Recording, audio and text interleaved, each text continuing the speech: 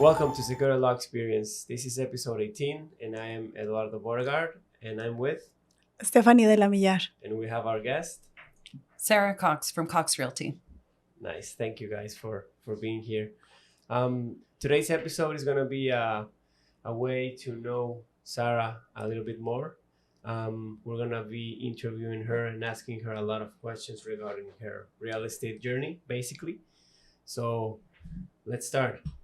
Please, Sarah, could you let us know like when you got here, which time of the year was, any experience you had?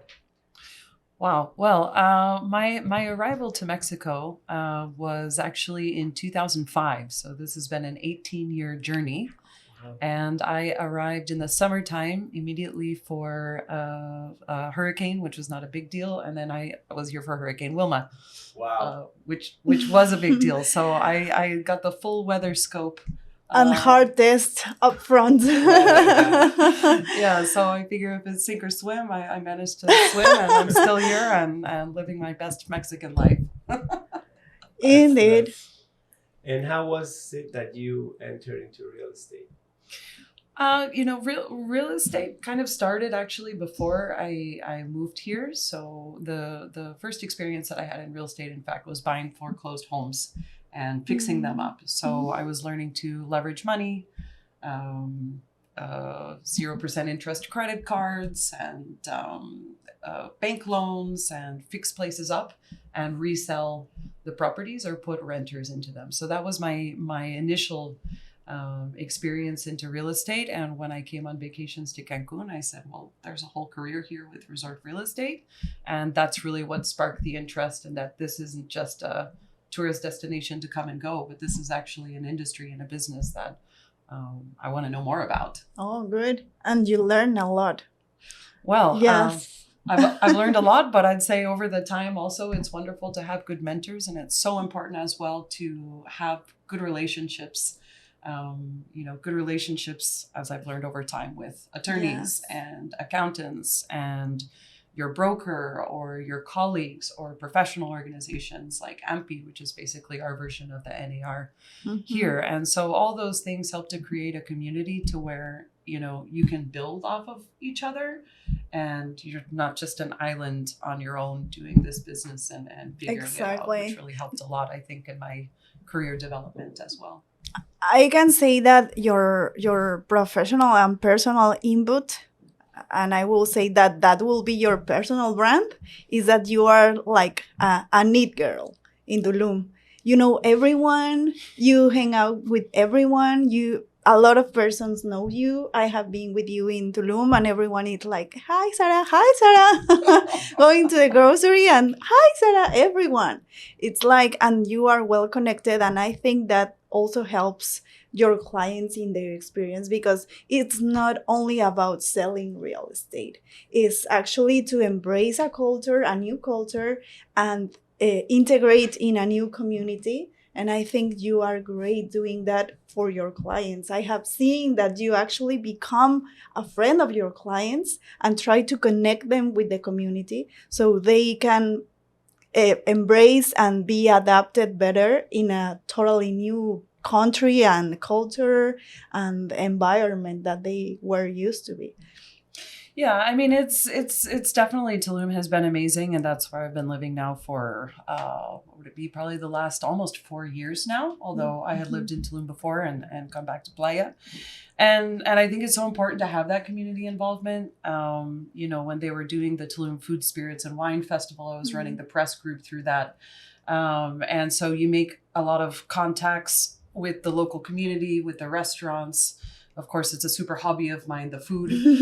So I'm always trying to, find ways to get involved with that part of the community and try new restaurants. We have a dinner club in Tulum on Thursday nights as well. And they're great forums for connecting and creating community. And it's very important for me, because I think what people are buying here really is the experience.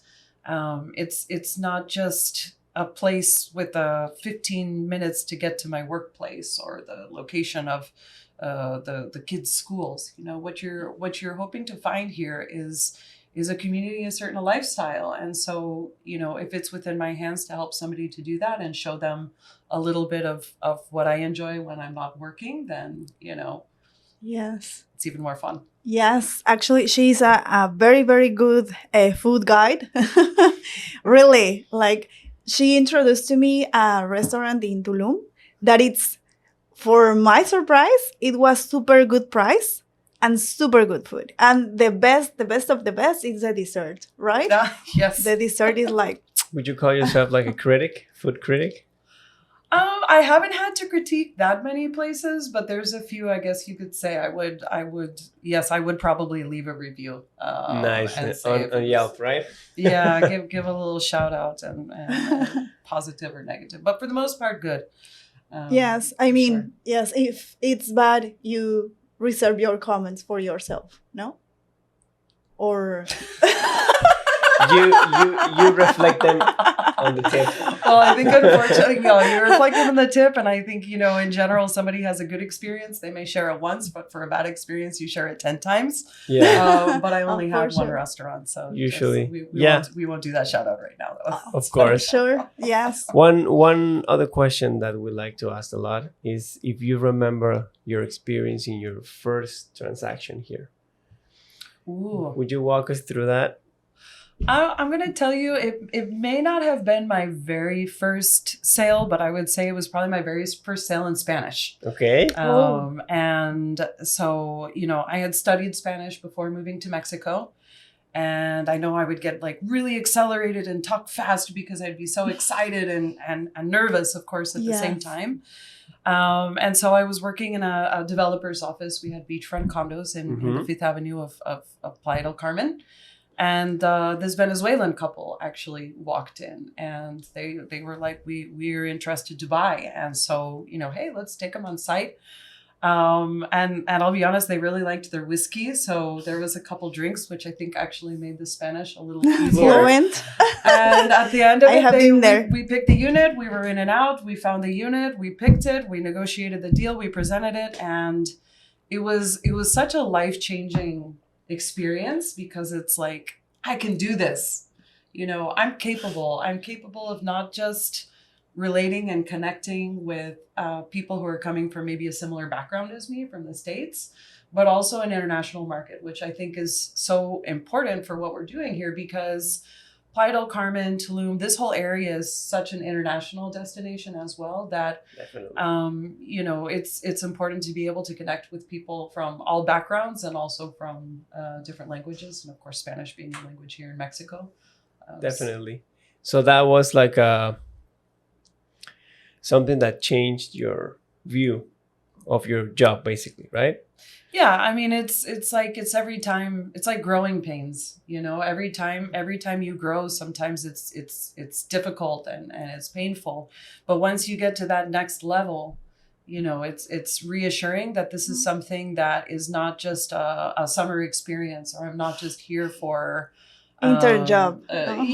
for a 1 year sabbatical and go back to the States. It's like, this is something that, you can really make it into a career and at some point also possibly become the mentor, which is something that I enjoy doing a lot now in the current role that now I actually have an agency with agents. And so it's very, very satisfying and fulfilling now to be on the opposite side of that, where I'm helping other people to grow and other people to learn about how to do this, and also sharing how important it is to, share that lifestyle and really be able to connect with the people that you're helping to come here because it's life-changing for them. Definitely.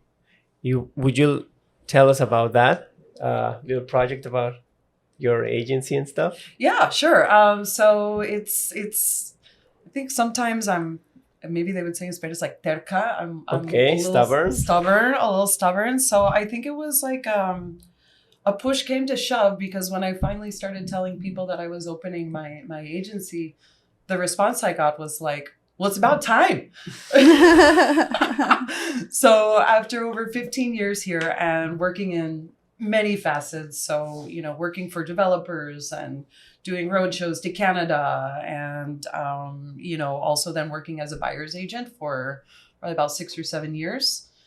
which was great as well. I learned so much during that phase, and then also going on to actually represent a developer. But I felt the need to also give back in another way, and I also wanted to find a creative outlet for something a little bit different than what I'd seen with other agencies. So of course, it's evolving as it's going, but the base of the idea was let's start in Tulum and Playa del Carmen.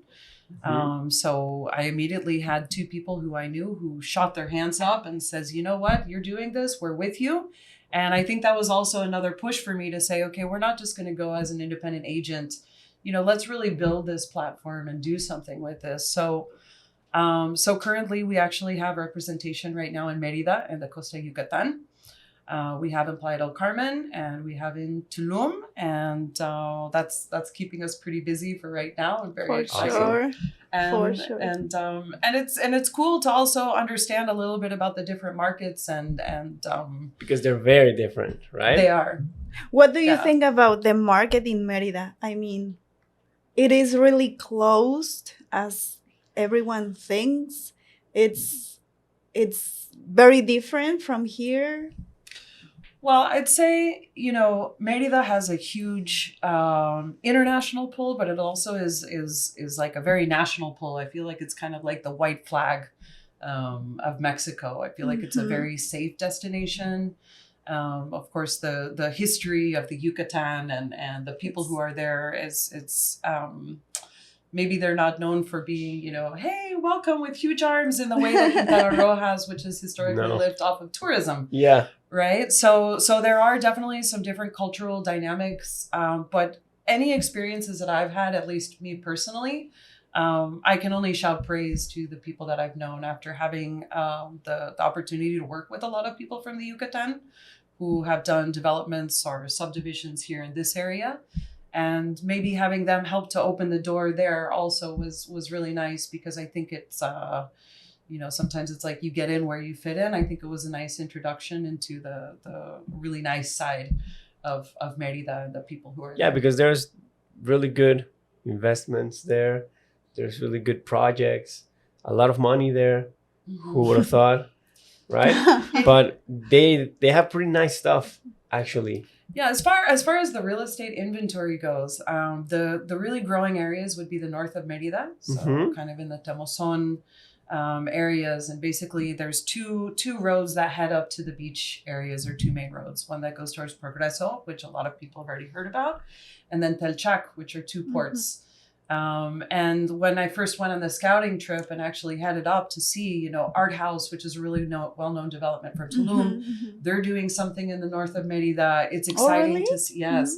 So it's very exciting to see how they're taking that concept of Tulum, which is very, organic and eco-chic, and doing a new twist on it, which has like some city vibe. The density is different. So here we're seeing more lower story projects, but there it's higher. So to see the branding and the way that they're changing it there, and the mass amounts of development and really beautiful development that's happening along the coast is very exciting. They're going to start bringing cruise ships in from Disney as well. Along that Oh, area. So wow. so the whole landscape of that area is right now, I would consider it definitely an area of growth and opportunity. And when you look at growth curves and everything that's happened, it was super cool to be a part of Playa del Carmen when it was the fastest growing, city in I think Latin America, or maybe at one point in Yeah. the world. And now to kind of continue to see where is that growth going, and seeing it in that area, and also what's happening now in Tulum with the upcoming airport, and how that's also going to change our landscape all the way down the Caribbean coastline, and the projects that they're doing for more sustainable tourism and ecotourism, and how that also affects us within the real estate market. Yeah, definitely the market is constantly changing, and we have to adapt, right? And that begs the question: in your new agency, you're doing different stuff. How many agents do you have right now? Well, right now we have 3 agents. Okay. We have a marketing director. We have a social media person. We are now hiring a customer care coordinator as well. there's me. Okay. Also, by the way. And I do feel that probably for this next season, I'd like to have another agent on board for Tulum. I think one of the things that we're doing a little differently than some of the other agencies is really giving a lot of attention to the resale market. There's a lot of pre-sale right now that's being advertised in Tulum. Yeah. But I think, of course we need to listen to our buyers and what are they telling us, but it's also our role to really show them, because a lot of times they don't know what they want. They have this idea in their head, but it's our role to help them land it. And there's a lot of benefits to pre-sale, but I also think there's a lot of benefits to the resale. And right now I would actually consider myself the leading agency for resale listings in Tulum, going through and doing all the due diligence beforehand to make sure that everything is, there's no surprises at the end. Yeah. So, if you're another agent and you bring your client to us and they love the house, we're going to make sure that they have a very smooth and exciting, and they never know the behind the scenes stuff that happened before we actually put that house on the market to share. And so I think the market is making a turn and coming back to that right now. Yeah, because you have to make it dynamic. If you don't do that due diligence and work beforehand, when the buyer comes, you might encounter a mess, right? The seller doesn't have paperwork ready, anything, right? Yes. So it's a very good twist, because that happens most of the time. The resale market is so left behind that they don't really take care. Yes, I will say that the key is to anticipate. And I think you do it in all your listings. You anticipate things. Okay, this is my seller, this is my listing, so these are all the documents that we have. You already know exactly what to ask and if the documents are okay or not, and we can anticipate a lot of things before even listing the property. So if you list it today and tomorrow you get an offer, for sure you will be ready with most of all the documents, that makes the transaction smoother for both parties, because there is no stress for the seller trying and hurrying up getting all the documents that he should anticipate before.